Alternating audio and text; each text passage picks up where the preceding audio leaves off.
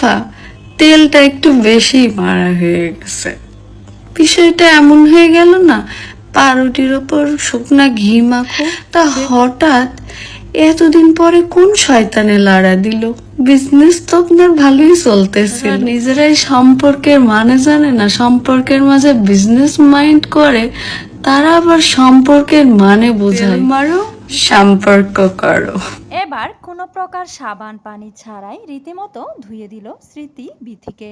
স্মৃতি বলল বিথি নাকি সম্পর্কের মানেই বুঝে না, সম্পর্কের মাঝে বিজনেস করতে আসে, ভিউ ব্যবসা করতে আসে, তাদের সাথে তেল মেরে চলার টাইম নেই স্মৃতির। আর এজন্যই তেল মারতে পারে না দেখেই স্মৃতি কিন্তু এখনো ফারহানা বিথির সাথে কথা বলতে পারে না। গতকালকে রাগ করে লাইভে এসে সবকিছুই ফাঁস করতে চেয়েছিল ফারহানা বিথি, শুধুমাত্র রাত তাকে আটকিয়েছে। আর তার হাজব্যান্ড আটকানোর জন্যই কিন্তু স্মৃতিকে নিয়ে কিছুই বলেনি ফারহানা বিথি। তারা দুজন শুধু ফারহানা বিথির উপর দোষারোপ করে যায়। স্মৃতিকে সবাই কিন্তু অনেক বেশি সাধু ভাবে, কিন্তু স্মৃতি আজকে যে জায়গায় এসে দাঁড়িয়েছে সেই জায়গাটা শুধুমাত্র ফারহানা বিথির জন্যই। অথচ ফারহানা বিথিকে গিয়ে স্মৃতির ফ্রেন্ডরা উল্টাপাল্টা কমেন্ট করে, যাতে করে স্মৃতির উপর রেগে গিয়ে ফারহানা বিথি সবকিছু ফাঁস করে দিতে পারে। ফারহানা বিথি কিন্তু স্মৃতির অনেক গোপন কথাই জানে। সে যদি একবার মুখ খুলে তাহলে নাকি স্মৃতির সংসারে আগুন লেগে যাবে, একটা দিনও সংসার করতে পারবে না, এমনটাই বললেন ফারহানা বিথি। ফারহানা বিথি বলেন, আমি যদি একবার মুখ খুলি তাহলে কিন্তু সবকিছুতেই আগুন ধরে যাবে, তাই ভালো হবে আমাকে চুপ থাকতে দে।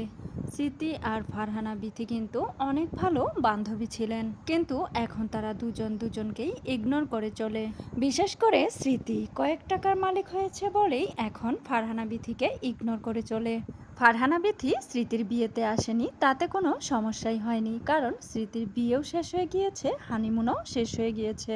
ফারহানা বিথির জন্য কোনো কিছুই আটকে থাকেনি।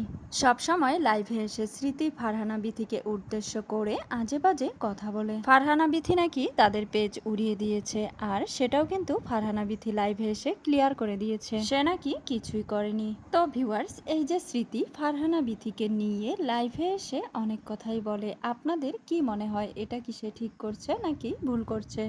অবশ্যই আপনাদের মূল্যবান মতামতটি কমেন্ট বক্সে লিখে জানাবেন।